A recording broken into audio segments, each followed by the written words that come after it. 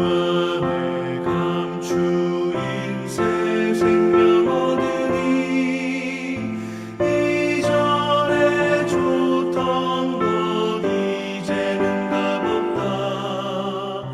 하늘의 은혜와 평화를 맛보니 찬송과 기도로 주 함께 살리라. 영생을 누리며 주 안에 살리라. 오늘도 내일도 주 함께 살리라.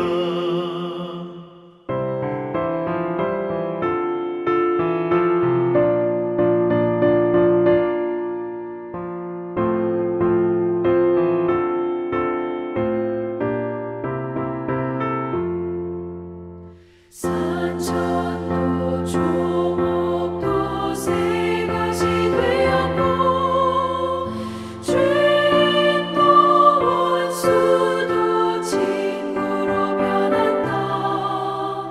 새 생명 얻은 자 영생을 누리니 주님을 모신 맘 새 하늘이로다. 영생을 누리며 주 안에 살리라.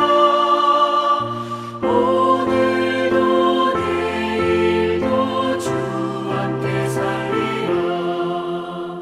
주 따라가는 길 험하고 멀어도 찬송을 부르며 뒤따라가리라. 나 주를 모시고 영원히 살리라. 날마다 섬기며 주 함께 살리라. 영생을 누리며 주 안에 살리라. 오늘도 내일도 주 함께 살리라.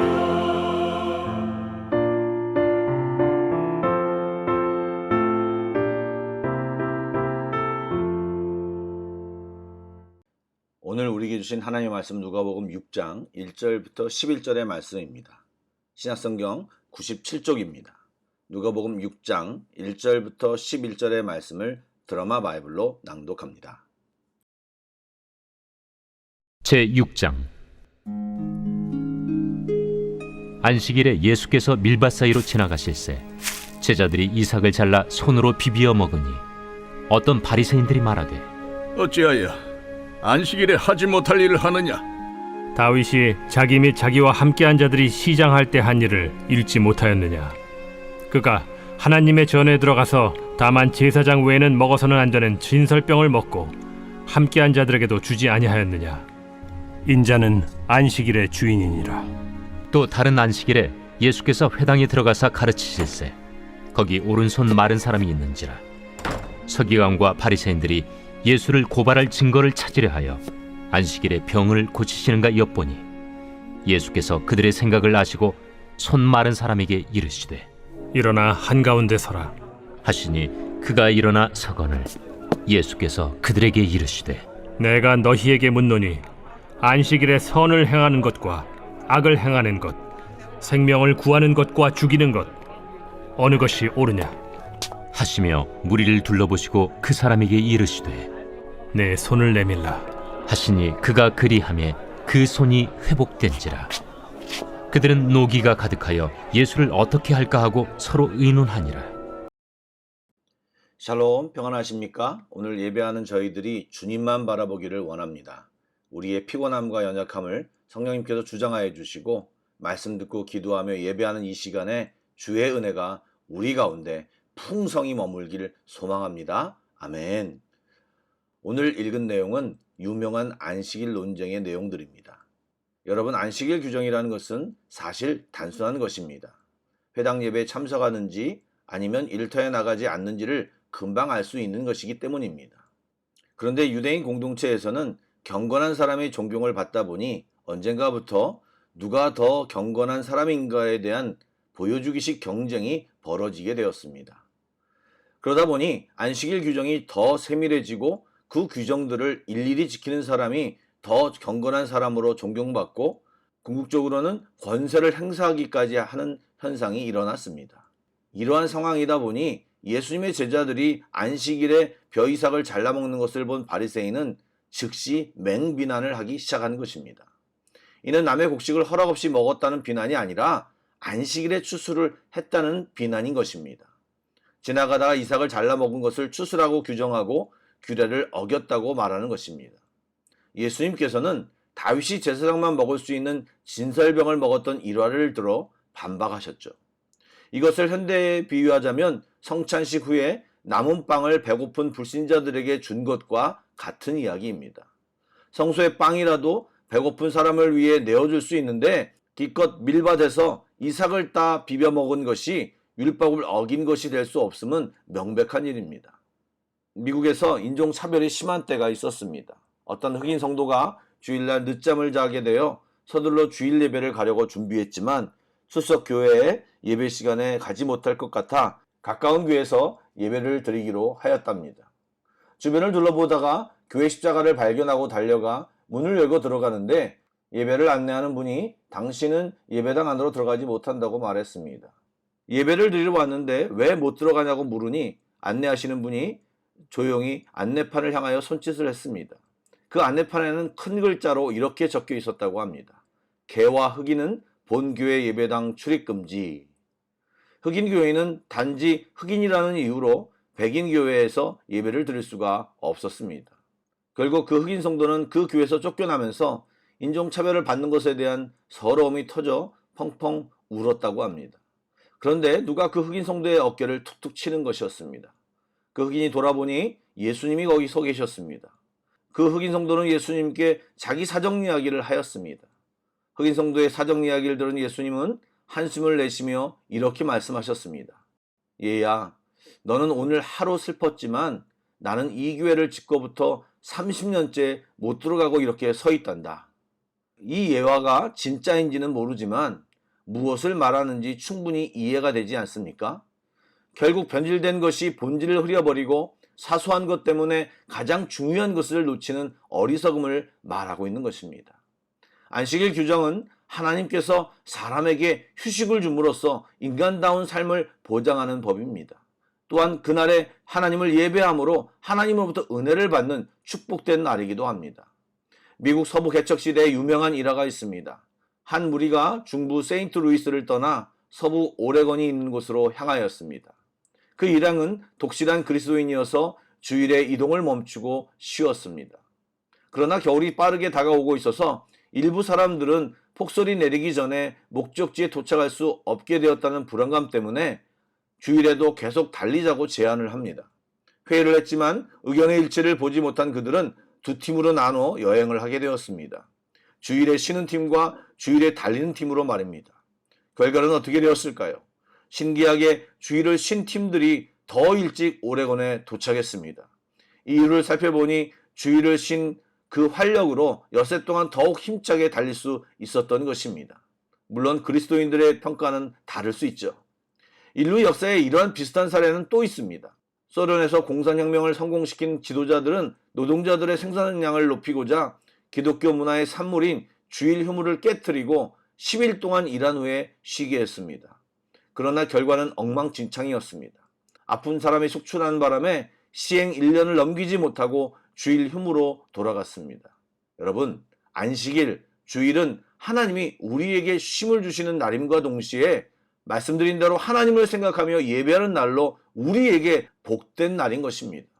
즉, 이날은 하나님을 기억하는 거룩한 날임과 동시에 사람을 위하여 허락된 날입니다. 그러나 예수님 당시 유대인들은 이를 오히려 사람을 잡는 규례로 변질시켜 버렸습니다. 이미 이전에 예수님이 안식일에 회당에서 귀신을 내쫓은 사건을 알고 있는 서기관과 바리새인들은 예수님이 다시 회당에서 그런 행동을 하는지 고발할 증거를 찾고자 했습니다. 즉 현행범으로 체포하겠다는 것입니다. 이들은 손에 장애를 갖고 있는 사람의 고통에 대해서는 전혀 관심을 두지 않고 단지 다른 사람을 책망하고 공격하는 데에만 혈안이 되어 있었습니다. 이를 아신 예수님은 손 마른 사람을 일부러 가운데 세우시고 공개적인 질문을 하십니다. 그 질문은 안식일에 선을 행하고 사람을 살리는 것이 옳다는 것이라는 누구라도 대답할 수 있는 쉬운 질문이었습니다. 율법은 인간의 생명과 자유를 보호할 것을 명령하고 있습니다. 그러기에 예수님은 그 원칙을 따라 그 사람을 치료해 주셨습니다. 그러나 서기관과 바리새인들은 분노에 사로잡혀 예수님을 어떻게 대적할 것인가를 논의하고 있습니다. 그들에게 율법은 더 이상 사람을 살리는 도구가 아니라 죽이는 도구였습니다. 만약 교회에서 이런 모습이 나타나면 우리에게 소망이 없다고 할 정도로 심각한 상황에 이른 것입니다. 우리는 결코 우리 가운데 이러한 생각이, 이러한 행동이 나타나지 않도록 경계해야 하는 것입니다. 사랑하는 여러분, 경건을 가장한 종교 행위는 결국 하나님을 기쁘게 하지도 못하고 우리를 파괴하고 괴롭게 하는 것입니다. 교회 안에 또 내 생각 안에 본질을 떠난 형식만을 고집하는 것이 있는지 주 안에서 점검해 봐야 합니다. 또한 형식은 시대가 바뀌며 바뀔 수 있다는 유연한 생각과 함께 본질에 대한 강한 집중이 우리에게 안겨진 숙제입니다. 지금 나눈 이야기들이 너무 추상적인 이야기인지 몰라서 좀 구체적인 얘기를 드릴까 합니다. 코로나 시대 때 불거진 예배 논쟁이 굉장히 좋은 예라고 할 수 있습니다. 재난 상황 속에서 불가피하게 일정 기간의 예배는 목숨 걸고 사수하기보다는 유연하게 대처하며 오히려 삶의 자리에서 사투를 벌이는 비대면 예배를 드리는 것이 좋다고 생각합니다. 그러나 예배의 요소 중에 하나님을 바라고 또 성도 간의 교제가 있어야 하므로 가능해진 상황 속에서는 언제든지 대면 예배가 최우선적으로 고려되는 것이 맞는 것입니다. 특수한 상황 속에서 허용된 비대면 예배를 집중할 때 예배가 예배다워지지 못하고 점점 예배의 본질을 잃어버릴 수 있게 되기 때문입니다. 다른 영역도 이러한 것들이 있는지 우리는 곰곰이 생각해 봐야 하는 것입니다. 바라기는 우리 모든 성도가 본질에 집중하고 본질을 놓치지 않기를 축복합니다. 아멘. 기도하겠습니다. 좋으신 하나님, 우리가 이 말세에 우리의 생각과 판단이 또 우리의 열심이 온전히 주님을 향하기 원합니다. 주님, 저희들이 지혜롭고 온전한 판단과 순종을 할 수 있도록 깨어있기를 소원합니다. 성령님 언제든지 가르쳐 주시고 우리의 고집과 우리의 생각이 아닌 주님의 말씀에 언제든지 순종하는 저희들 되게 하여 주옵소서. 이런 과정에서 생각의 충돌로 인해 마음을 빼앗기지 않게 하시고 마귀사탄 틈타지 않도록 도와주시며 섭섭함, 비교, 인정받으려는 마음 같은 것들로 마음 상하지 않도록 인도하여 주옵소서. 주님이 우리를 주장하여 주옵소서. 주님의 은혜가 늘 머무는 우리의 가정과 교회가 되게 하여 주시옵소서. 예수님의 이름으로 기도드립니다. 아멘. 계속해서 찬양 한 곡을 묵상하시고 합심기도와 개인기도로 나아가겠습니다.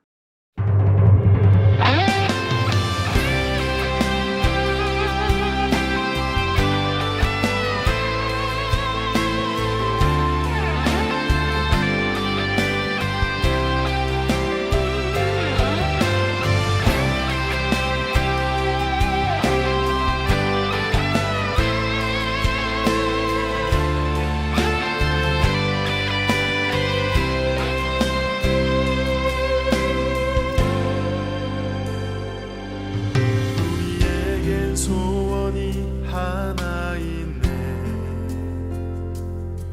주님 다시 오실 그날까지 우리 가슴에 새긴 주의 십자가 사랑, 나의 교회를